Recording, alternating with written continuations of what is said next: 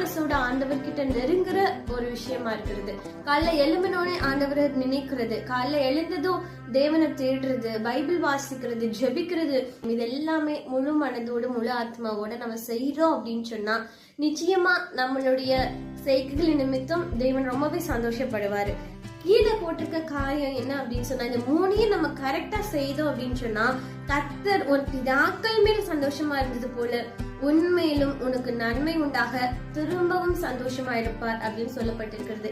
நம்ம ஒருவேளை நினைக்கலாம், என்ன ஆண்டவர் நினைக்கல, என்ன ஆண்டவர் ஆசீர்வதிக்கல, எனக்கு ஏன் ஆண்டவர் தரமாட்டாங்க, இந்த மாதிரி பல காரியங்கள் உடைய மனதில ஓடிக்கொண்டே இருக்கலாம். நீ இனிமே கடவுளை நம்ப போறது இல்ல, இந்த மாதிரி நீங்க ஆண்டவரை மறுதளிச்சுட்டு நீங்க திரும்பியும் பழைய வாழ்க்கையில வாழ போயிருக்கலாம். ஆனா இந்த நேரத்துல நான் உங்களுக்கு சொல்ல வேண்டிய காரியம் என்ன அப்படின்னு சொன்னா, நீங்க முதலாவது ஆண்டவரை நெருங்கும் போது முழு மனதோட எந்த ஒரு